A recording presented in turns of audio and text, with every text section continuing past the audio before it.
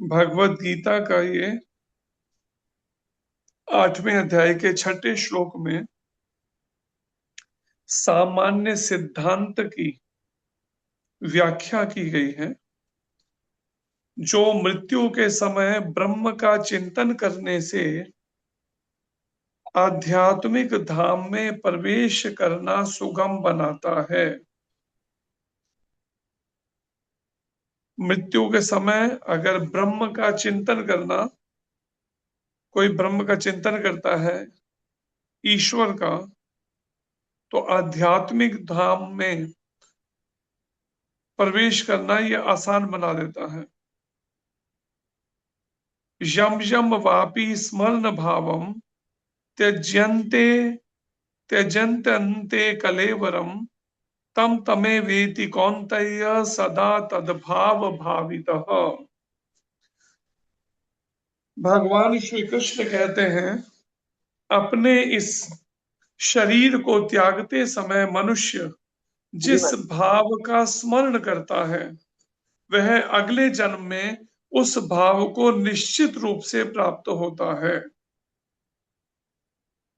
अब सर्वप्रथम हमें यह समझना चाहिए कि भौतिक प्रकृति परमेश्वर की एक शक्ति का प्रदर्शन है। तो यहां पर यह बात विचार करिए, जो भगवान कृष्ण कह रहे हैं कि इस शरीर को त्यागते समय हम जिस भावना, जैसी हमारी भावना रहती है, कहते हैं ना कि जाकी रही भावना जैसी प्रभु मूरत देखी तिन तैसी। जिसकी जैसी भावना होती है उसी के अनुसार ही भगवान उसको दिखाई देते हैं। और यहाँ पर जो बात हो रही है, अभी हो रही है ब्रह्म के चिंतन की, भगवान के चिंतन की बात नहीं हो रही। ब्रह्म का चिंतन क्या है? ये ब्रह्म का चिंतन क्या होता है, जरा बता दीजिए जल्दी से। ब्रह्म का चिंतन क्या है? बोलिए ऋतु माता। हरे कृष्णा प्रभु जी। कृष्ण जी को याद करना है, अंत समय में भगवान कृष्ण जी कृष्ण को जी याद को करना है। याद करना। सलीश जी, ब्रह्म का चिंतन। हरे कृष्णा प्रभु जी दंड प्रणाम। अरे, प्रभु जी वो निराकार जो होता है जिसमें उसको ब्रह्म का समझ। चिंतन का मतलब है कृष्ण जी को याद करना नहीं, ईश्वर को निराकार मान के याद करना। उसका कोई आकारी निरूप ही नहीं होता, उसे ब्रह्म चिंतन कहते हैं। तो यहाँ पर जिस बात हो रही है, बात हो रही है ब्रह्म का चिंतन करने से। ब्रह्म का चिंतन करने से ना वैकुंठ लोक मिलने वाले हैं, ना गोलोक वृंदावन धाम मिलने वाला है। ब्रह्म के चिंतन करने से क्या मिलने वाला है, बता दीजिए जरा। ब्रह्म के चिंतन से क्या प्राप्ति होगी? पिछले 1-2 दिन पहले वर्णन आया था, सुनाया था, याद हो तो बोलिए स्वरूप। ब्रह्म हरे ब्रह्म कृष्णा प्रभु जी धन्यवाद प्रणाम। हरे प्रभु कृष्ण। जी ब्रह्मलोक तक ही जो जीवात्मा है वह ब्रह्म के पहुंच चिंतन सकते करने हैं। से ब्रह्म लोक तक। सलीश जी बोलिए।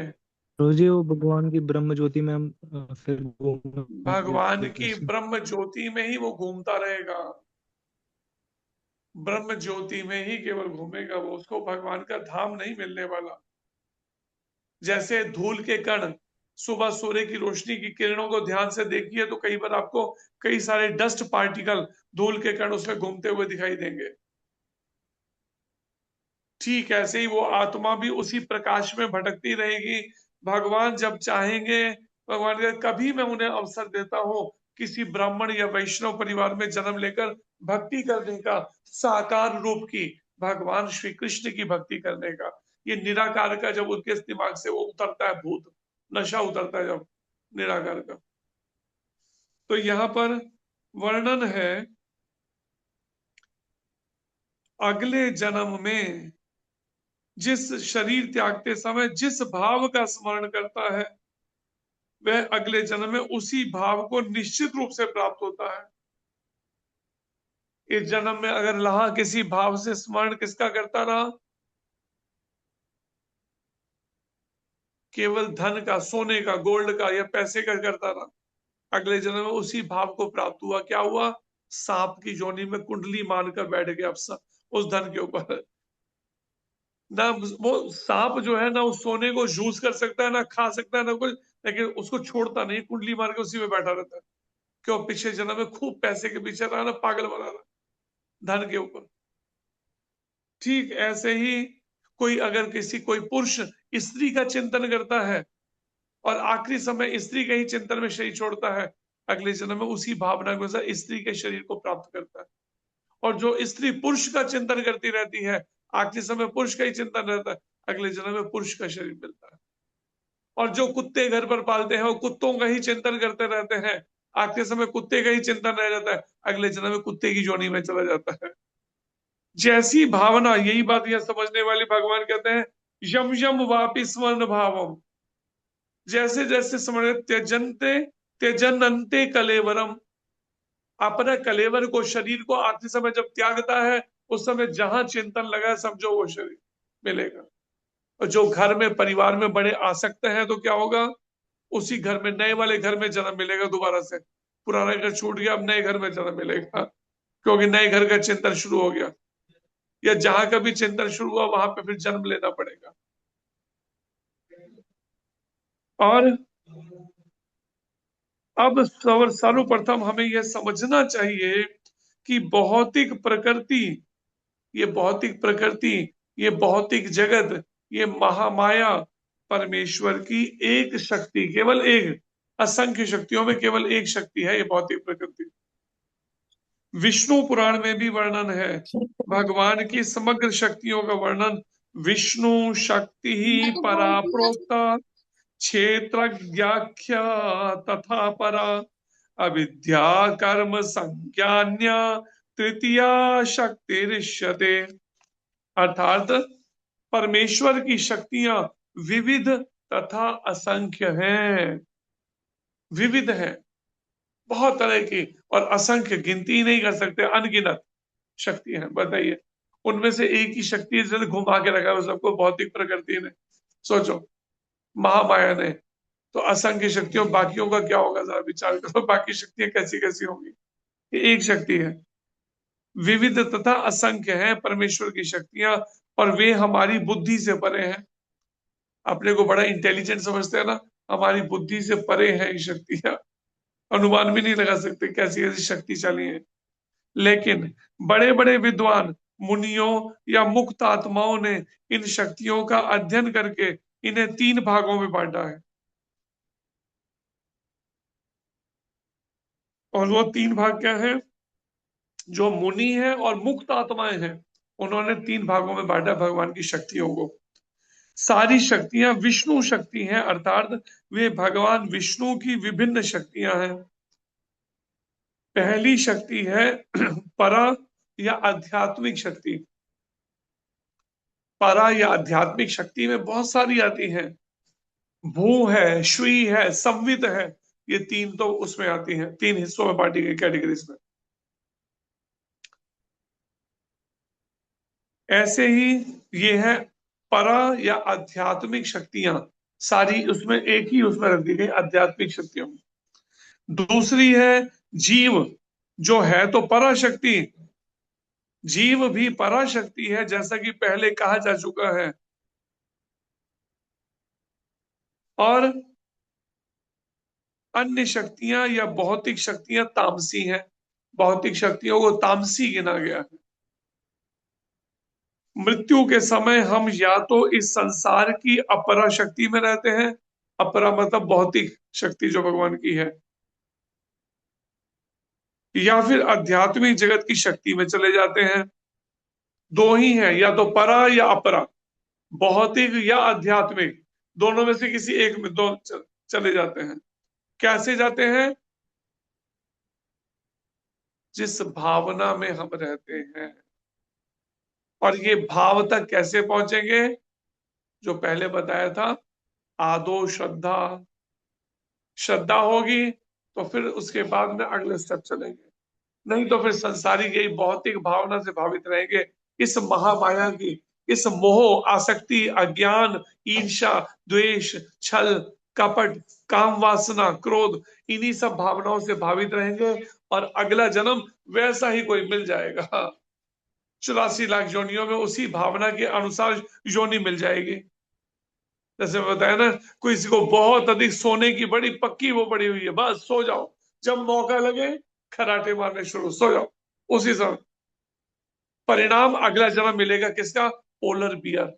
ये पोलर बियर जो है ना बर्फीले इलाकों में होता है, बस वहां पे 6 महीने लगातार सोता है, बस कोई जगाने नहीं आएगा। 6 महीने बाद उठेगा, खाने का कुछ इंतजाम किया, खाया, और फिर 6 महीने फिर सो गया। ये भी एक योनि है।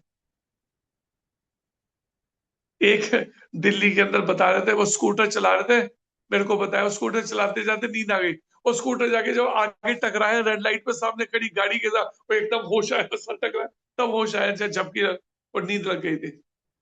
एक और बता रहे थे सूरत के अंदर, और सूरत में वो कार चला रहे थे, ये क्या, वो सामने जाके खंबे से टकरा गया, स्कूटर स्कूटर टकरा गया उसे खंबे से, तो एकदम नींद खुली उसकी, खंबे से टकराने के बाद में नींद खुली। क्या क्या वो है हालत देख। देखिए निद्रा देवी का ऐसा कैसे दर्शन।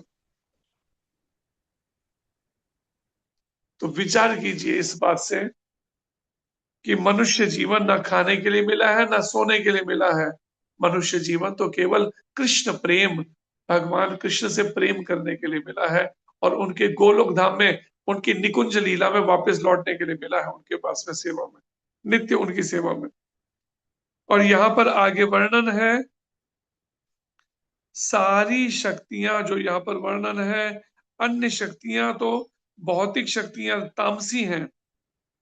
मृत्यु के समय हम या तो इस संसार की अपरा शक्ति में रहते हैं, भौतिक शक्ति में, या फिर आध्यात्मिक जगत की शक्ति में चले जाते हैं। दोनों में से किसी एक में चले जाते हैं। अतएव भगवत गीता में 8वें अध्याय के 6ठे श्लोक में बात कही गई है, यम यम वापी स्मरण भावम त्यजन अंते कलेवरम तम तमेवेति कौन्तेय सदा तद्भाव भावितः। अपने इस शरीर को त्यागते समय मनुष्य जिस जिस भाव का स्मरण करता है, पत्नी का, पति का, बच्चों का, घर का, बैंक बैलेंस का, दुकान का, मकान का, शरीर का, खाने का, सोने का, जहां जो जैसा चिंतन करता है भाव में, उस भाव को निश्चित रूप से प्राप्त होता है। भगवान श्री कृष्ण कहते हैं जीवन में हम या तो भौतिक या आध्यात्मिक शक्ति के विषय में सोचने के आदी हैं। ज्यादातर तो भौतिक ही आदि है, आध्यात्मिक का तो कोई बिरला ही आदि, बाकी तो सब भौतिक शक्ति के आदि है सोचने के। हम अपने विचारों को भौतिक शक्ति से आध्यात्मिक शक्ति में किस प्रकार ले जा सकते हैं? अब प्रश्न करके प्रभुपाद जी ने कहा, हम कैसे ले जा सकते हैं, क्या तरीका है वो, मुझे जानना है वो तरीका, वो आखिर तरीका है क्या, जैसे मैं भौतिक से अपने सोचने के तरीका चिंतन को आध्यात्मिक बना लूं। आध्यात्मिक दिशा में कैसे होगा वो संभव? ऐसे बहुत से साहित्य हैं, यथा समाचार पत्र, पत्रिकाएं, उपन्यास आदि, जो हमारे विचारों को भौतिक शक्ति से भर देते हैं। लोगों को योग ना नॉवल पढ़ने की बड़ी आदत है, ऐसी लत लगी है, एक बार नॉवल मिल जाए बेचारे चाट डालेंगे उस नॉवल को, छोड़ेंगे नहीं जब तक खत्म नहीं कर देंगे ना, आखिरी पेज तक नहीं पहुंचेंगे, सोएंगे भी नहीं, रात दिन लगे रहेंगे नॉवल पढ़ने में। ऐसा भूत उन पे नॉवल पढ़ने का सवाल रहता है, बिल्कुल ऐसी लगन से पढ़ते हैं जैसे बस अगला जन्म वही रोल प्ले करना है उन्होंने, अगला जन्म लेके जो नॉवल में पढ़ा है, ऐसी लगन से पढ़ेंगे उसको। बहुतों को देखा है, इतनी ऐसी आदत है नॉवल पढ़ने की, उसके उनका वैसे ही सोचना, विचारधारा वैसी ही भौतिक शक्ति से भर जाता है, उसी तरह की विचारधारा से। इस समय हमें ऐसे साहित्य में लगे अपने चिंतन को वैदिक साहित्य की ओर मोड़ना है। हमारा मन भी लगा है ना खूब ऐसे ही चिंतन में। आजकल चलो नॉवल का थोड़ा कम हो गया, अभी किसका चल गया आजकल ट्रेंड? फेसबुक और इंस्टाग्राम का। इतने खोए हैं फेसबुक इंस्टाग्राम, फुर्सत नहीं है, नजर उठाने की फुर्सत नहीं है, इतने व्यस्त है। बस कोई पास में जी रहा है, मर रहा है, बीमार पड़ा है, कोई मतलब नहीं, उसका मोबाइल चल रहा है।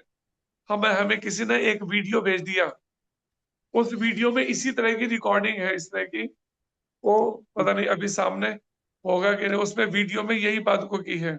जैसे लोग पागल हो रखे मोबाइल के पीछे, एक माता सीढ़ियां उतर रही थी, मोबाइल में इतनी व्यस्त थी पैर मुड़ गया, इतनी बुरी तरह से गिरी कि पैर मुड़ जाने पर। दूसरी थी, वो बेचारी सीढ़ियां उतरते मोबाइल पे थी, ऐसी गिरी मुंह के ऊपर रगड़ती चली गई और इतनी बुरी चोट लगी, उसे ध्यान नहीं, वो फिर मोबाइल देख रही कि स्क्रीन तो नहीं डैमेज हो गई उसको। तीसरी जा रही थी, सीवर आगे आगे, सीवर में ही पैर घुस गया उसका, बड़ा सा सीवर खुला हुआ था ढक्कन। चौथा जा रहा था मोबाइल देखते देखते, सामने एक ट्रक पे लोहे की रॉडें लगी थी, रॉड ही मुंह में घुस गई, सर पे माथे पे इतनी जोर से लगी उसके, वो वहीं बैठ गया, उठ ही नहीं पाया दोबारा। अगला एक सीढ़ियां चढ़ रहा था, सामने दुकान का शीशा खुला हुआ था, पैर सीढ़ियों से स्टेप फिसला, क्योंकि ध्यान चढ़ रहा था सीढ़ी, सीधा गिरता हुआ गया और शीशा यहाँ सर के बीच में लगा, उसे टकरा कर। इतना बेचारा। तो वो उसके ऊपर एक कोई होंगे, कोई जैसे प्रवचन करने वाले होते हैं ना, उन्होंने उसके ऊपर भी वीडियो बना दिया, उसके ऊपर वीडियो बना दिया सबको जोड़कर, उसके ऊपर एक भजन बना दिया, उसके ऊपर सुना दिया उन्होंने बनाकर। अब वो पता नहीं मोबाइल में वो, और वो भजन बिल्कुल उसके ऊपर ही बना हुआ है।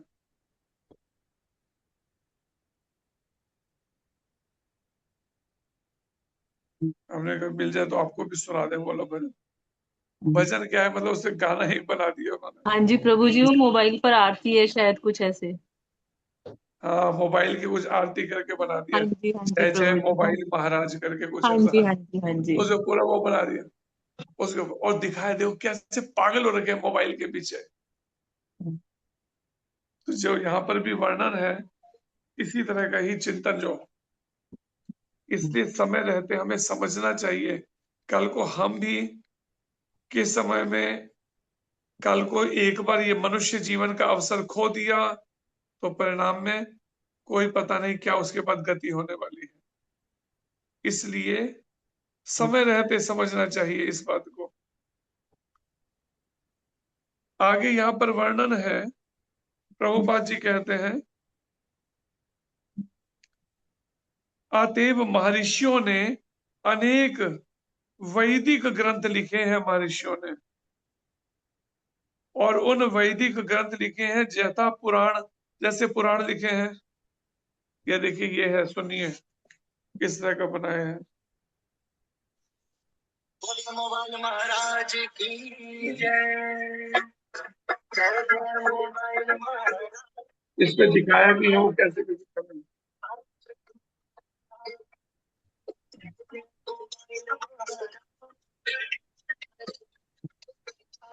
सुनाई नहीं दे रहा।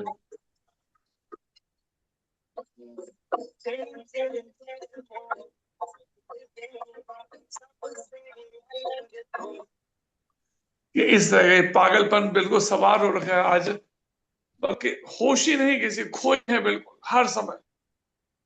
जहां पे कभी माला होती थी, अब वो माला की जगह मोबाइल आ गया, उसमें बस 24 घंटे मोबाइल, माला होना ही नहीं, मोबाइल चल रहा है। इसलिए आखिरी समय भगवान बता रहे हैं गीता में, भाई आखिरी समय यही चिंतन हो जाएगा, और परिणाम में फिर वहीं गई मोबाइल की दुकान में जन्म ले लेना, किसी वहीं पर लगे रहना बाकी जीवन सारा, अगर आज मन को नहीं हटाया तो। प्रभुपाद जी कहते हैं कि ये पुराण काल्पनिक नहीं है, जो 18 पुराण है भगवान वेद व्यास जी ने, ये काल्पनिक नहीं है, अपितु ऐतिहासिक है, जो पूर्व में सब घटा है, इतिहास सतयुग त्रेता द्वापर कल, उन सब के ऊपर आधारित है। चैतन्य चैतामृत के मध्य लीला में वर्णन है, माया मुग्ध जीवेर नाही स्वतः कृष्ण ज्ञान, जीवेरे कृपाए कैला कृष्ण वेद पुराण। अर्थात भुलक्कड़ जीवों या बद्ध जीवों ने परमेश्वर के साथ अपने संबंध को भुला दिया है, भगवान से अपने संबंध को भुला दिया है भुलक्कड़ जीवों ने, और वे सब भौतिक कार्यों के विषय में सोचने में मग्न रहते हैं, बड़े व्यस्त हैं संसारिक कार्यों में, घंटों लगा रहे हैं, 24 घंटे, इतनी व्यस्तता है उनको, और सोच रहे क्या है, कितने हम इंटेलिजेंट, बुद्धिमता से कितने हम सारे कार्यों को करने में हैं। और परिणाम, मकसद पीछे हमारी आयु को खा रहे हैं, वो सब श्वास एक एक करके खत्म होते जा रहा है, लेकिन हमें सोच फिर भी नहीं जाग रही कि ये माया की चाल है, केवल मेरे मन को उलझाए रखने के लिए इस भौतिकता में। परिणाम ऐसे में इस इनकी चिंतन शक्ति को आध्यात्मिक आकाश की ओर मोड़ने के लिए ही कृष्ण द्वैपायन व्यास ने प्रचुर वैदिक साहित्य प्रदान किया। हमारा किसी तरह से मन मुड़ सके भगवान के चरणों में आध्यात्मिक आकाश की ओर, तो क्या 4 वेद, वेदांत सूत्र, महाभारत, 108 उपनिषद, 18 पुराण, भगवत गीता, श्रीमद् भागवत जैसे ग्रंथ, ये सब किस लिए दिए? हमारे सोचने का तरीका बदले किसी तरह से। इनका श्रवण और अध्ययन कर करके हमें अपने सोचने के तरीके को बदलना है। अपने को इच्छा है ग्रंथ का अध्ययन करो, नाम जप करो, नाम जप करके थक जाओ तो फिर अध्ययन करो गीता भागवत का, फिर पढ़ने से थक जाओ तो फिर जाप जप शुरू कर दो। लेकिन मोबाइल पे समय नष्ट मत करो, उस पे बर्बाद मत करो मोबाइल पे समय। सर्वप्रथम उन्होंने वेद के 4 विभाग किए। सबसे पहले एक वेद था, 1 से 4 किए भाग। फिर उन्होंने उनकी व्याख्या पुराणों में की। फिर वही वेदों में जो बात समझाई गई है ईश्वर के बारे में, वो सब पुराणों में वर्णन किया, उसको और आसान भाषा में समझाया पुराणों के माध्यम से। और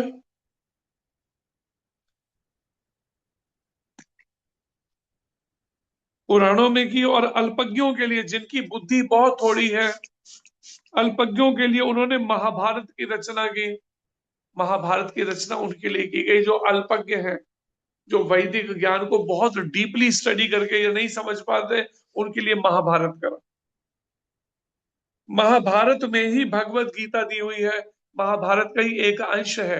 वन पर्व का 25वें से 42वां अध्याय है श्रीमद् भगवत गीता। तत्पश्चात वैदिक साहित्य का सार वेदांत सूत्र में दिया गया है। जो वैदिक साहित्य है, चारों वेद हैं, उसका सार किसमें दिया? वेदांत सूत्र में। सूत्रों में बांध दिया पूरे वेदों के ज्ञान को, एक शॉर्ट में उनके सूत्र बनकर, जैसे फॉर्मूला होते हैं ना मैथमेटिक्स में, ऐसे सूत्रों में बांध दिया गया। और भावी पथ प्रदर्शन के लिए और आगे जो हमें मार्गदर्शन कोई मिलता रहे, उसके लिए क्या किया उन्होंने? वेदांत सूत्र का सहज भाष्य भी दिया, जिसका नाम है श्रीमद् भागवत महापुराण। और आसान भाषा में वेदांत सूत्रों को, वेदों को समझने के लिए वेदांत सूत्र लिखे। वेदांत सूत्र जिनको समझ नहीं आ रहे उनके लिए महाभारत लिख दिया।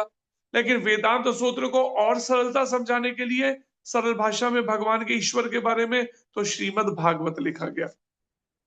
और उसके बाद उन्हें कलम छोड़ दी व्यास देव जी ने। यह आखिरी उनकी राइटिंग है श्रीमद् भागवत। हमें इन वैदिक ग्रंथों के अध्ययन में अपना चित्त, अपना मन लगाना चाहिए। विचार कीजिए क्या कह रहे हैं? इनके में लगाना चाहिए। जिस प्रकार भौतिकवादी लोग नाना प्रकार के समाचार पत्र, पत्रिकाएं तथा अन्य संसारी साहित्य को पढ़ने में ध्यान लगाते हैं, उसी तरह हमें भी व्यासदेव द्वारा प्रदत्त साहित्य के अध्ययन में ध्यान लगाना चाहिए। जैसे संसारिक साहित्य में लगाते हैं, पत्रिकाओं में, फिल्मों में, टीवी में, मोबाइल में, ऐसे हमें भी व्यासदेव जी के इस साहित्य में, श्रीमद् भागवत और भगवत गीता में हमें ध्यान को अपने लगाना चाहिए। इस प्रकार हम मृत्यु के समय परमेश्वर का स्मरण कर सकेंगे अगर हम अपना मन श्रीमद् भगवत गीता और श्रीमद् भागवत में लगाते हैं। बड़े ध्यान पूर्वक एकाग्रचित होकर नियमित ऐसा अभ्यास करते हैं, तो जीवन के अंत समय में क्या होगा? परम ईश्वर भगवान श्री कृष्ण का हम स्मरण कर सकेंगे मन से। भगवान द्वारा सुझाया गया यही एकमात्र उपाय है। एकमात्र उपाय लिखा है, विचार कर लीजिए, कोई दूसरा उपाय नहीं है, केवल एकमात्र उपाय है ये। भगवान द्वारा सुझाया गया यही एकमात्र उपाय है।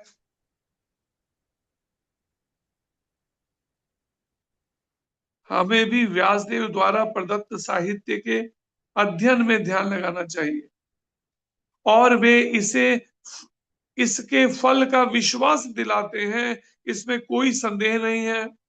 और भगवान विश्वास दिलाते हैं इस बात का। क्या विश्वास दिलाते हैं? कि तम तमे वेति कौन्तेय सदा तद्भाव भावितः। आखिरी समय या फिर एक और श्लोक है 8वें अध्याय का 7वां श्लोक, जिसमें क्या भी बता रहे हैं भगवान, तस्मात् सर्वेषु कालेषु माम अनुस्मरयुध्य च मयि अर्पित मनो बुद्धिर माम वैश्यस्य संशयः। इसलिए हे अर्जुन, तुम कृष्ण के रूप में मेरा सदैव चिंतन करो, कृष्ण के रूप में सदैव चिंतन करो, और साथ ही अपने युद्ध कर्म को करते रहो। जहां जहां जिन जिन परिस्थितियों में हमें रहना पड़ रहा है, अपना अपना वो सब युद्ध लड़ते रहे, लेकिन क्या, कैसे, कृष्ण के रूप में मेरा सदैव चिंतन करते हुए ये लोग युद्ध कर्म करते रहो।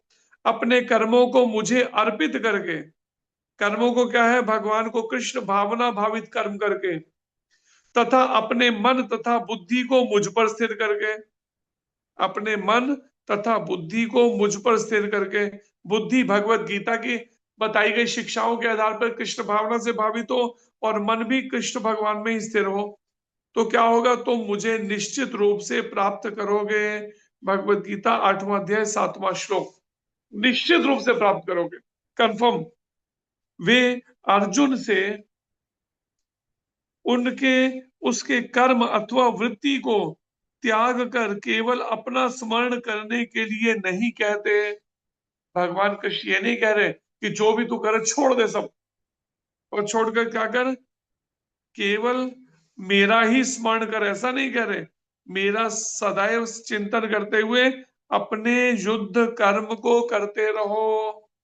ब्राह्मण है तो ब्राह्मण के, क्षत्रिय है तो क्षत्रिय, वैश्य है तो वैश्य, शूद्र है तो शूद्र के, अपने कर्म को करते रहो, ये बात कही जा रही है। और भगवान कभी भी कोई अव्यवहारिक बात का परामर्श नहीं देते। ऐसा कोई जो व्यवहारिक नहीं है उसका परामर्श नहीं देते भगवान कभी भी। जो व्यवहारिक जीवन में आचरण में लिया जा सकता है वही भगवान सलाह दे रहे हैं, बता रहे हैं, समझा रहे हैं। इस जगत में शरीर के पालन हेतु मनुष्य को कर्म करना होता है। इस संसार में तो यह है कि अगर तो हमें शरीर के पालन हेतु कुछ कर्म तो करना होगा, यहाँ पे बिना कर्म किए नहीं रह सकते यहाँ पर। लेकिन किस तरह का कर्म करना चाहिए, कर्म करना होता है, कर्म के अनुसार मानव समाज 4 वर्णों में विभाजित है। अब कर्म को देखा जाए तो 4 वर्णों में विभाजित किया है, कर्म के अनुसार विभाजित किया है। जिसके जैसे कर्म है उसको वैसे वर्ण में रखा गया है। जैसे ब्राह्मण, क्षत्रिय, वैश्य तथा शूद्र, ये जाति से नहीं है, कर्मों के आधार पर गुण और कर्म। अगर कोई वैदिक वेदों के अनुसार पठन पाठन कर रहा है, पढ़ रहा है, पढ़ा रहा है, अनुष्ठान कर रहा है, पूजाएं कर रहा है, तो उसको ब्राह्मण गिना जाएगा। जो सारा प्रशासन का कार्य देख रहा है उसको क्षत्रिय में गिना जाएगा। जो आवश्यकताओं की पूर्ति के लिए धन कमाना ये सब कार्य कर रहा है, बिजनेस कर रहा है, व्यापार कर रहा है, खेती बाड़ी कर रहा है, गौ पालन कर रहा है, या बिजनेस कर रहा है, तो ये वैश्य की कैटेगरी में। और जो सभी की सेवा कर रहा है, ब्राह्मण, क्षत्रिय, वैश्य, वो शूद्र की कैटेगरी में। ब्राह्मण अथवा बुद्धिमान वर्ग एक प्रकार से कार्य करता है, ब्राह्मण कह लीजिए या बुद्धिमान वर्ग, लेकिन कर्म से होना चाहिए। ये नहीं क्या कहने को ब्राह्मण है जी और मांस भी खाते हैं, शराब भी पीते हैं, तो उस ब्राह्मण की बात नहीं हो रही, वो तो शूद्र है, शूद्र से भी गया गुजरा है। क्षत्रिय या प्रशासक वर्ग दूसरी तरह से कार्य करता है, उसका अपना कार्य करने का अलग ढंग है क्षत्रिय का। इसी प्रकार वणिक वर्ग या व्यापारी, श्रमिक वर्ग या फिर वैश्य अपने अपने कर्तव्यों का पालन करते हैं। मानव समाज में चाहे कोई श्रमिक हो, वणिक हो, प्रशासक हो या फिर किसान हो, या फिर चाहे वह सर्वोच्च वर्ग का या साहित्यिक हो, वैज्ञानिक हो या धर्म शास्त्रज्ञ हो, उसे अपने जीवन यापन के लिए कार्य करना होता है। कार्य तो सबको करना होता है, चाहे ब्राह्मण हो, चाहे क्षत्रिय, वैश्य, शूद्र, सभी को करना होता है। अतएव भगवान अर्जुन से कहते हैं कि उसे अपनी वृत्ति का त्याग नहीं करना है। जो उसकी वृत्ति है, जो उसका नेचर है, जो उसका स्वभाव है, उसका त्याग नहीं करना, बल्कि क्या करना है, अपने उस स्वभाव को भगवान कृष्ण की आज्ञा में धर्म को स्थापित करने में लगाना है। और भगवान अर्जुन को कहते हैं कि उसे अपनी वृत्ति का त्याग नहीं करना है, अपितु वृत्ति में लगे रहकर कृष्ण का स्मरण करना चाहिए। माम अनुस्मर, वृत्ति में लगे रहकर कृष्ण का स्मरण करना। यदि वह जीवन संघर्ष करते हुए श्री कृष्ण का स्मरण करने का अभ्यास नहीं करता तो वह मृत्यु के समय श्री कृष्ण को स्मरण नहीं कर सकेगा। या अगर जीवन संघर्ष जो कर रहा है ना, जितनी भी कठिनाइयों में, जैसा भी जीवन, जहां रहकर, घर में रहकर, बिजनेस में, व्यापार में, नौकरी में, या जहां भी रहकर, अगर वो जीवन में श्री कृष्ण का स्मरण करने का अभ्यास नहीं करता, प्रभुपाद जी कहते हैं आखिरी समय कृष्ण का स्मरण होने वाला नहीं है। ये ध्यान रखिए, एकदम नहीं होना, पहले से अभ्यास करना पड़ेगा, जीवन भर प्रैक्टिस करनी होगी। अभी हम घंटों घंटों मोबाइल पे लगे हैं, टीवी पे लगे हैं, सीरियल देखने में लगे, और कल को कहते हो अब भगवान का स्मरण आखिरी समय हो जाए, थोड़ा सा नाम जप कर लिया तो हो जाएगा। नहीं, ऐसा नहीं होने वाला। स्मरण करने के लिए तो निरंतर अभ्यास चाहिए। सततम कीर्तयन्तो माम ये जना पर्युपासते, सततम निरंतर कीर्तन का अभ्यास। और अनन्याश चिंतयन्तो माम ये जन, अब अन्य किसी का नहीं, केवल भगवान कृष्ण का ही चिंतन मन के द्वारा। और फिर प्रभुपाद जी कहते हैं भगवान चैतन्य भी यही परामर्श देते हैं। उनका कथन क्या है चैतन्य महाप्रभु का? कीर्तनिया सदा हरि, सदा भगवान मनुष्य को चाहिए कि भगवान के नामों का सदैव उच्चारण करने का अभ्यास करे। भगवान के नामों का सदैव उच्चारण करने का अभ्यास करे। भगवान का नाम तथा भगवान कृष्ण अभिन्न है, एक ही है, दो नहीं है। इसलिए अर्जुन को भगवान की शिक्षा कि मेरा स्मरण करो तथा भगवान चैतन्य का यह आदेश कि भगवान कृष्ण के नामों का निरंतर कीर्तन करो।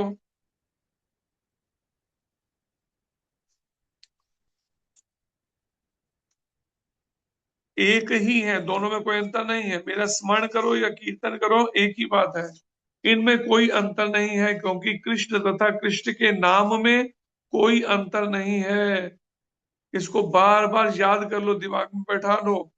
भगवान कृष्ण और भगवान कृष्ण के नाम में कोई अंतर नहीं, बराबर शक्ति है। लेकिन हमारा विश्वास कमजोर होता है तो फिर हमें वैसा अनुभव या वैसी रक्षा नहीं हो पाती। श्री कृष्ण तथा श्री कृष्ण के नाम में कोई अंतर नहीं है।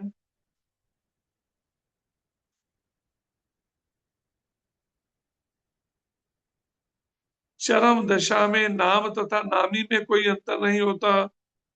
जब हम भक्ति में थोड़ा उन्नति करते हैं ना, आगे बढ़ते हुए, तब अनुभव कर सकते हैं भगवान का नाम और उनके नामी में, स्वयं भगवान में कोई अंतर नहीं होता। जब हृदय को शुद्ध हो जाएगा तब यह अनुभव होगा। अतएव हमें अपनी दिनचर्या को इस प्रकार ढालना होगा कि हम सदैव भगवान के नामों का जप करते हुए 24 घंटे उनका स्मरण करते रहें। अपनी दिनचर्या को तो खुद ढालना पड़ेगा उस हिसाब से है। ये नहीं कि हाँ हम चाहते हैं भगवान का 24 घंटे स्मरण भी करें और साथ में 24 घंटे नोट गड्डियां भी बनाते रहे, नोट भी इकट्ठे करते रहे, ये नहीं चलेगा। हाँ, अब उसके अनुसार यहाँ क्या लिखा है, प्रभुपाद जी कहते हैं कि हमें अपनी दिनचर्या को इस प्रकार ढालना होगा।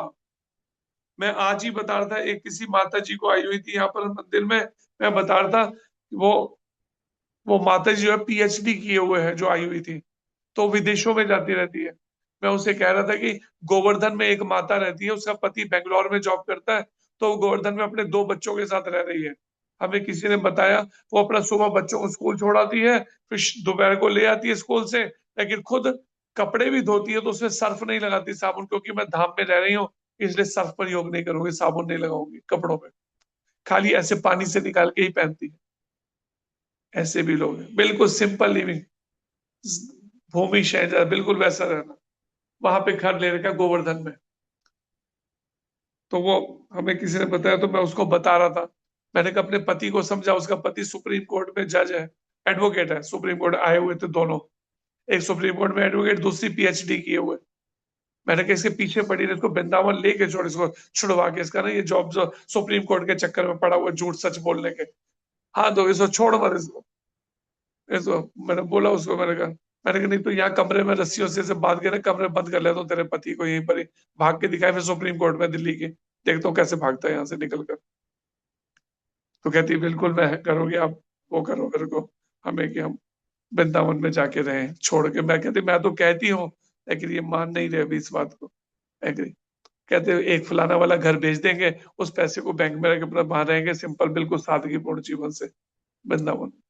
पर कहते सेवा जरूर चाहिए, आखिर में कहती जाते, मैंने को कोई बात तो आओ तो सही, सेवा भी मिलेगी, पहले वृंदावन का मन तो बनाओ पहुंचने का। तो यही बात को यहाँ समझिए। समय तो जा रहा है, हम सोचते ही रह जाएंगे, पता चला एक एक श्वास करके एक दिन जीवन का आखिरी श्वास आ गया और तैयारी फिर अधूरी रह गई। इसलिए समझिए, आया था अकेला जाएगा अकेला, 2 दिन की जिंदगी 2 दिन का मेला। अकेले थे आए अकेले चलेंगे। समझ रहे हैं कि ये संसार हमारा होगा, ये पुत्र मित्र ये परिवार हमारा होगा। नहीं ध्यान कि जब काल प्राण लेता है तो गैर क्या है, ये तन भी ना साथ देता है, इस शरीर को भी छोड़ के जाना पड़ेगा। जिसको कितना पालो पोसा है, ओ कितना ध्यान, सुबह से लेके रात तक गर्म पानी से नहाना, ठंडा नहीं, जुकाम हो जाएगा। कितनी केयर की, समय पे खिलाना सब करना, इसके बाद भी ये साथ नहीं देता, तो और तो कौन साथ देगा।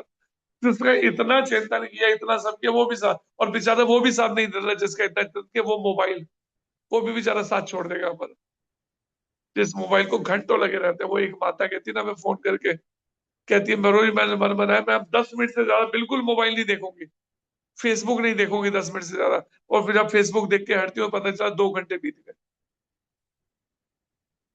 तो परिणाम, इसलिए समझिए इस जड़ जगत में आसक्ति ना बन जाए, इसलिए कृष्ण भावना भावित कर्म करना सीखिए। कृष्ण की प्रसन्नता के लिए अपने सारे कर्म करिए, जैसे आखिरी समय कृष्ण का ही स्मरण हो और गोलोक वृंदावन में जब प्रवेश मिल सके। हरे कृष्णा। धन्यवाद आप सबका। भगवान श्री कृष्ण की वाणी भगवत गीता की जय। श्री कृष्ण चंद्र भगवान की जय। श्री अर्जुन जी महाराज की जय। जगत श्री प्रभुपाद महाराज की जय। श्री गुरु महाराज की जय।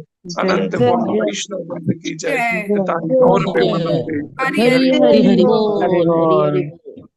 हरे कृष्ण प्रभु जी। आज दिन चलिए। प्रभु जी हरे आपका कृष्णा प्रभु जी, दंडवत जी, प्रणाम। हरे कृष्ण हरे जी। कृष्णा हरे प्रभु कृष्णा जी, दंडवत प्रभु जी प्रणाम। ले सकते हैं? हरे कृष्णा प्रभु जी, दंडवत प्रणाम। हरे कृष्ण जी। हरे कृष्णा प्रभु जी प्रभु जी। प्रश्न ले सकते हैं? हाँ जी, हाँ जी। जो देवी माता जी पूछिए आपका प्रश्न। हरे कृष्णा प्रभु जी, कोटि कोटि दंडवत प्रणाम। हरे कृष्ण। प्रभु जी जैसे किसी को म्यूट करिए, कौन है ये पीछे बीच में बोलने में लगा हुआ, पहले किसकी आवाज है।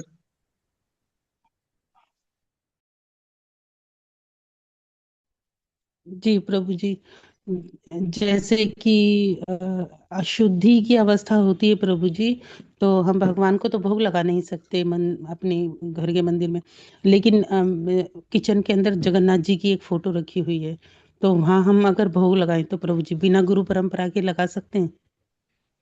चित्रपट परंपरा से लगाया जाए, सीधा तो आपकी पहुंच होगी, हमारी नहीं है पहुंच सीधी नहीं नहीं नहीं जगन्नाथ जी प्रभु तक। जी नहीं। इसलिए गुरु परंपरा रख के उनकी फोटो रख के लगाने से, गुरु परंपरा गुरु महाराज के, प्रभुपाद जी के। जी जी जी प्रभु जी, अशुद्धि की अवस्था थी ना, इसलिए पूछ रही थी। तो किचन में जगन्नाथ जी हैं, फोटो रखे तो चित्रपट, मैंने ये चित्रपट से। जब जगन्नाथ जी का जी फोटो तो जी गुरु जी प्रभु का जी भी फोटो होना चाहिए साथ में उनके पास चरणों में। सिर्फ गुरु महाराज जी या हमारी जो गुरु परंपरा जैसे मंदिर में होती है वो होनी चाहिए सब? चाहे पूरी हो या गुरु महाराज भी हो, बात एक ही है। गुरु महाराज से भी परंपरा को ही जाएगा होते हुए भगवान जगन्नाथ जी तक, कोई इसमें अंतर नहीं जी है। जी। लेकिन जगन्नाथ जी तक सीधे हमारा नहीं जाएगा गुरु परंपरा। जी। और प्रभु जी जब फिर हम मंदिर में सेवा करने की शुरू करते हैं तो तब तब ना भी लगाएं तो चलेगा ना, फोटो को तो फिर तब रख दें, और जब अशुद्धि की अवस्था हो केवल उसी दौरान किचन में भोग लगाएं बस जगन्नाथ जी को, या फिर लगा रहे हैं तो फिर रोज ही लगाना चाहिए, ऐसा कुछ है? नहीं नहीं, ऐसा फिर जब विग्रह को लगा रहे तो एक ही है, दो थोड़ी है।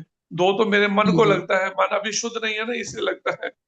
अभी तो जी ये सोचो आगे कौन कौन सी स्थिति आती है कि मैंने जैसे बताया था ना कि एक संत कहते हैं जब स्वप्न में भगवान का दर्शन हो तो ये है साधारण दर्शन, जबकि ये भी आसानी से नहीं होते स्वप्न में, कितने कितने कभी हो किसी को दर्शन ना होते।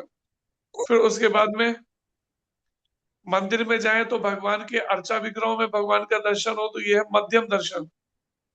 और फिर मंदिर में भगवान का दर्शन करके जब बाहर निकले तो जहां जहां दृष्टि पड़े वहां वहां कृष्ण दिखाई दे, कृष्ण का स्मरण हो, कृष्ण की ही छवि उनमें, तो ये है श्रेष्ठ दर्शन, उत्तम दर्शन। जी तो अभी तो आप फोटो और उसी में अभी जगन्नाथ जी के, लेकिन अभी तो कितनी आगे और चाहिए। जब दृष्टि हमारी बिल्कुल कृष्ण भावना से भावित हो जाती है तो उस समय सभी में ही कृष्ण का दर्शन होने लगता है। वो अवस्था तक जी उठना बाकी है।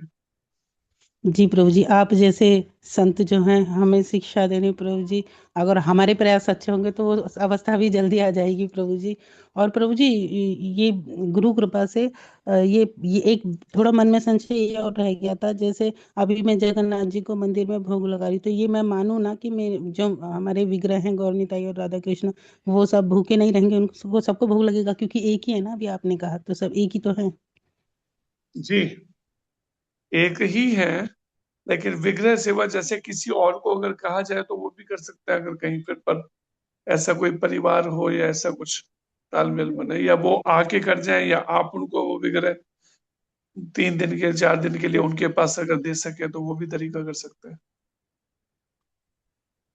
विग्रह प्रभु जी रखेंगे तो ऐसा तो विधिवत सेवा पूरी करनी होती है, विग्रह नहीं हो तो फिर चित्रपट पे ऐसा नहीं होता। ये गौरनिताई के भी वो क्षमा कर देते हैं उसे कोई, लेकिन विग्रह सेवा में पूरा करना होता है। तो विग्रह किसी को दे अच्छा सके फिर तब ऐसा करें, या तो फिर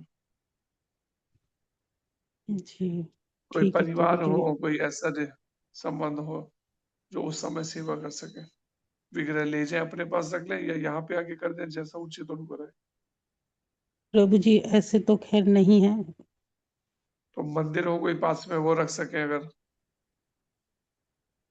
कुछ प्रयास करती हूँ प्रभु जी फिर। हाँ ऐसा कुछ प्रयास करो।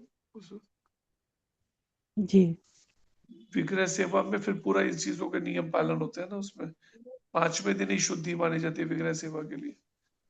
हम्म। ऐसे 4 दिन तक दी जाती है विग्रह सेवा के लिए, 5 दिन की। जी जी धन्यवाद प्रभु जी, हरे कृष्णा प्रभु जी, कोटि कोटि धन्यवाद, प्रणाम। अच्छा जी अजित प्रभु जी पूछिए आपका प्रश्न। प्रभु जी हरे कृष्ण धर्म प्रणाम।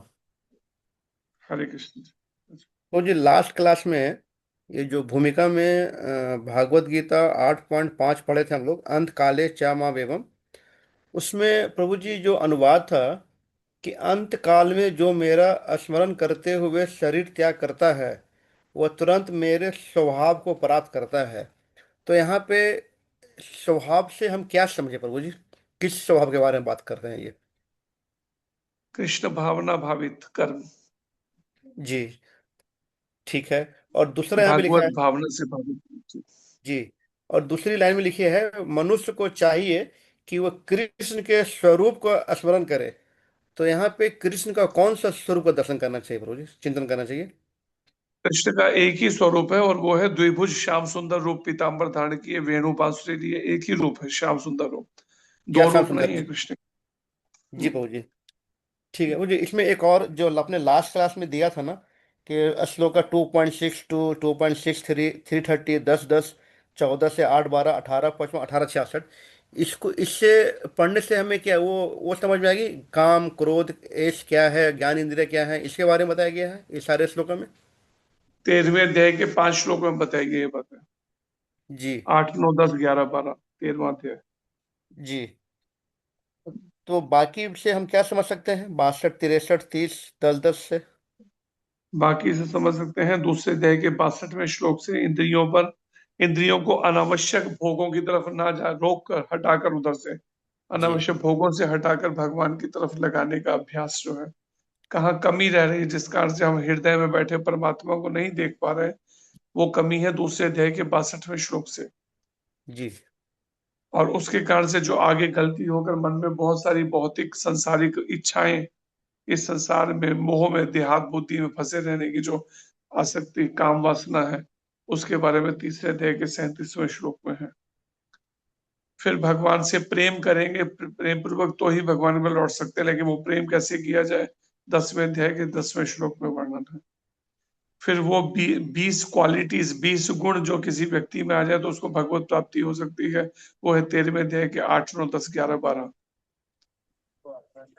फिर उसके बाद में 18वें अध्याय का 55वां श्लोक है बताने के लिए कि कोई भी और तरीका पूर्ण फल नहीं देने वाला, केवल एकमात्र भगवान की भक्ति, भगवान श्री कृष्ण की भक्ति साकार रूप की, केवल उनको, तभी वो वास्तव में कृष्ण भगवान को जान पाएगा जब उनकी भक्ति करेगा।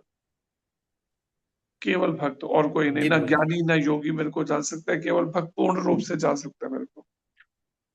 फिर उसके बाद वर्णन है कि 1 साल के बच्चे की तरह, जैसे 1 साल का बच्चा अपने माँ की शरणागत होता है, ऐसे ही हमें गुरु, प्रमाणिक गुरु के माध्यम से भगवान राधा कृष्ण के चरण कमलों में पूर्णतः समर्पित होना है। गुरु गौरांग राधा कृष्ण, तो परिणाम हमारा मोक्ष मुक्ति निश्चित है, जन्म मृत्यु के चक्र से छुटकारा। यही बात को वहां समझाया जा रहा है 18वें अध्याय का 66वां श्लोक, जो पूरी गीता का सार भी कहा जाता है। हरे कृष्ण। हरे कृष्णा प्रभु जी, बहुत बहुत धन्यवाद। दंड प्रणाम प्रभु जी। हरे कृष्ण। जी अनीता माता जी पूछिए आपका प्रश्न। हरे कृष्णा प्रभु जी, पंचांग प्रणाम। प्रभु जी, जैसे अशुद्धि की अवस्था में जैसे 5 दिन तक, तो हम लोग साधना रिपोर्ट में उसमें कैसे, सुबह में तो मंगला आरती होती नहीं, हम लोग तो नहीं करते हैं जैसे अशुद्धि की अवस्था में, तो साधना रिपोर्ट में कैसे भरनी चाहिए प्रभु जी? आरती गानी चाहिए, भगवान के चित्रपट के आगे खड़े होकर आरती वैसे नहीं करनी है जोत जलाकर, लेकिन ऐसे गा सकते हैं तो वो गाना चाहिए, पर नियम नहीं छोड़ना चाहिए उस समय में आरतियों का। जी प्रभु जी, मतलब सब आरती करनी चाहिए जितना साधना अब रिपोर्ट में आरती सब। गा कर, केवल गा कर, तुलसी आरती सभी आरतियां गा कर करनी चाहिए, पूरी गाते वैसे छू आरती नहीं करें, जैसे पूरी विधिवत होती है ऐसे गाकर सारी आरती करनी चाहिए, उसका नियम नहीं टूटना चाहिए। जी प्रभु जी, धन्यवाद प्रभु जी। हरे कृष्ण, प्रणाम। जी दीप्ति माता जी पूछिए। हरे कृष्ण प्रभु जी, दंडवत प्रणाम। प्रभु हरे जी, कृष्ण।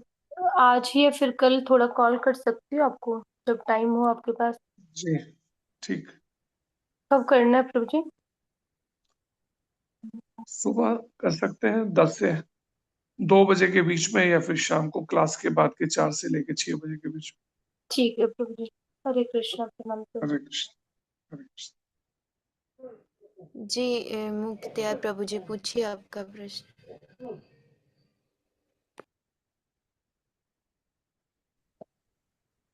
हरे कृष्णा प्रभु जी, दंडवत प्रणाम। जी हरे कृष्ण जी। प्रभु जी ने बताया कि यदि वह जीवन संघर्ष करते हुए कृष्ण का स्मरण करने का अभ्यास नहीं करता तो वह मृत्यु के समय कृष्ण को स्मरण नहीं कर पाएगा।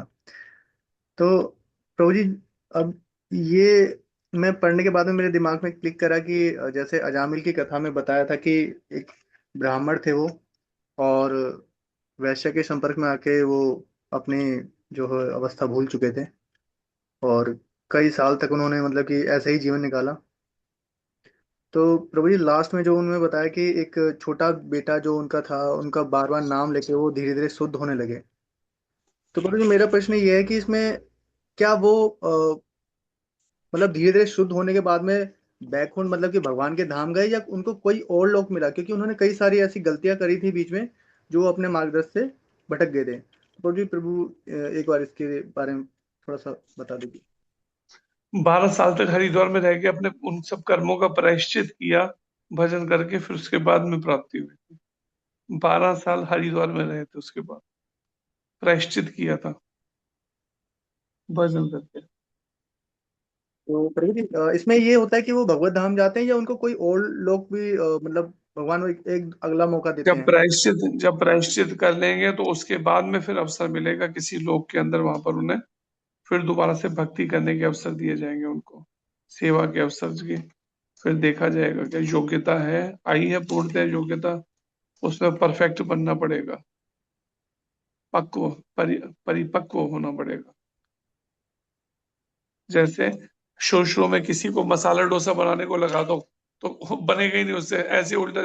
लेकिन प्रैक्टिस हो जाए तो कैसे फटाफट फटाफट बनाते हैं वो। हमारे यहाँ पे गोविंदा है ना, वहां पे लगाते थे तो ऐसे फटाफट, वो भक्त जो था वो सीख गया तो ऐसे चलाता था, फटाफट बनाया, फट हटाया, बस इतनी स्पीड अप से वो बनाता था, उसको एकदम तैयार करता था। तो वही है कि उसमें परफेक्ट होना पड़ेगा, तब उस सिलेक्शन आगे की होगी, अभ्यास पूरा। जी प्रभु, जैसे आपने बताया वो परसेंटेज का थोड़ा ऊपर नीचे जैसे होता है, उस हिसाब से परसेंटेज जैसे होता है, कितना परसेंट आपका योगदान है उस हिसाब से फिर वो लोग के हिसाब से आपको मिलता है, जैसे आपने बताया था। उस हिसाब से पूरी कैलकुलेशन होती है इसके ऊपर पूरे। भगवान ने पूरा एक फॉर्मेट सेट कर रखा है, पूरा हार्ड डिस्क के अंदर प्रोग्राम डाला हुआ है पूरा। उसमें कोई उनको दुविधा ही नहीं इस बात को कि कैसे होगा वो सब। ये प्रभु जी, इससे तो पता चलता है कि भगवान इतने दयालु कृपालु हैं कि हम भक्तों के ऊपर इतनी कृपा करने की कोशिश करते हैं, लेकिन हम भी मूर्ख हैं, कहीं ना कहीं भटक ही जाते हैं। इससे वो तो हमें पूरा जी बोलिए। अवसर दे रहे हैं पूरा। हरे कृष्ण जी, धन्यवाद। जी, हरे कृष्ण जी सोनिया माता जी पूछिए। हरे कृष्णा प्रभु जी, प्रणाम। जी, हरे कृष्ण जी। प्रभु जी, मेरा कोई क्वेश्चन नहीं है, बट कल हमने आपको बहुत मिस किया। कल हम वरप रूपा माता जी को मिले, प्रियंका माता जी शारजा से आए हुए थे। मैंने आपको बताया था ना, हम कीर्तन रसा में गए थे, यूएई में था आजमान में। जी, तो आप भी प्लीज दिसंबर जनवरी में कुछ प्रोग्राम बनाओ यहाँ आने का। हम लोगों को भी, सबके महाराज जी भी आते हैं तो हम भी मिस करते हैं। महाज का वैसे बनता तो है दिसंबर जनवरी के दिसंबर के हाँ आसपास। जी, लास्ट टू लास्ट में आए थे तो हम मिले थे। जी हाँ, जी जी। 2 साल में शायद एक बार बना ही लेते हैं महाज। जी पहले तो आप हर भी साल आ आना रहे थे, जरूर। फिर 2 साल में एक बनाया। हाँ जी, हमें सब बोलते हैं कि हर साल आते थे पहले। हम भी हो गए थे, बुर्ज खलीफा गए थे ऊपर था, पूरा जी जी 120वीं जी। मंजिल तक गए थे, 120। हाँ जी प्रभु जी। एक लिफ्ट भी कैसी स्पीड से चलती है, 1 सेकंड में एक फ्लोर क्रॉस करती है, सोचिए। 2 मिनट के अंदर 120 मंजिल कवर करके सीधा। जी प्रभु जी, और आप भी जरूर आना प्रभु जी। हरे कृष्णा। हरे कृष्ण। महाराज जी पे डिपेंड करता है उस समय क्या इस तरह की सेवाओं में होंगे। जी प्रभु जी। हरे कृष्ण। हरे कृष्णा। वहाँ पाकिस्तान से एक भक्त आया हुआ था इसी प्रोग्राम में। वो महाराज जी के लिए कुछ लेकर आया वहां से, पाकिस्तान से। तो खजूर है या क्या है कुछ, वो कह रहा था मेरे को कोई फोन नंबर है, कोई कांटेक्ट बता दो, मैं देना चाहता हूँ, उनको पकड़ा दूंगा तो महाज तक पहुंच जाए। कहाँ जो पर आए हुए हैं संकीर्तन प्रभु जी? वहीं पर ही उसी प्रोग्राम में संकीर्तन जो आपका जो अच्छा, वहां पर तो वरा कीर्तन। रूपा माता जी थे, आज भी थे। आई थिंक आज हम नहीं लोग नहीं, नहीं थे, हमारी पाकिस्तान छोटी। पाकिस्तान का एक भक्त आया हुआ है, मेरे मोबाइल पे उसका मैसेज है। उसने वॉइस मैसेज भेजा है कि मैं वहां पर हूँ इस समय, पाकिस्तान से पहुंचा हुआ, और मैं महाराज जी के लिए कुछ लाया हूँ, तो वो अगर महाराज तक पहुंच सके, कोई मेरे को बता दीजिए जिससे मैं वहां पकड़ा दूं उसको, उस प्रोग्राम में कोई।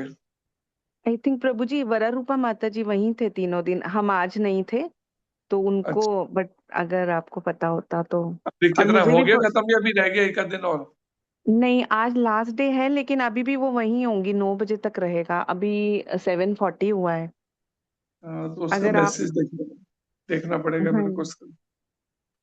अदरवाइज आप मुझे भेज दीजिए वो उनका कांटेक्ट नंबर। मैं वरा रूपा माता जी को फोन करके बोल देती हूँ। मैं अगर ढूंढता हूँ, पट्टभी अगर का, मेरे को मिल जाते, कई सारे मैसेज आते रहते, और जी उसका मुझे मैसेज कल आया था। पता होता तो मैं ले आती। हम्म, करता हूँ, मैं ट्राई करता हूँ, अगर मिल जाए तो उसका मैसेज। जी जी प्रभु जी। हरे कृष्ण। हरे कृष्ण प्रभु जी। जी सुदेवी माता जी। हरे कृष्णा प्रभु जी। प्रभु जी मुझे ना कृष्ण। बस अभी सिर्फ 5 मिनट के लिए फोन करना है प्रभु जी, कुछ पूछना था, क्या मैं फोन कर सकती हूँ प्रभु जी क्लास के बाद? ठीक है, ठीक। जी धन्यवाद प्रभु जी। हरे कृष्ण। प्रभु जी आपका बहुत बहुत धन्यवाद। हरी हरी बोल।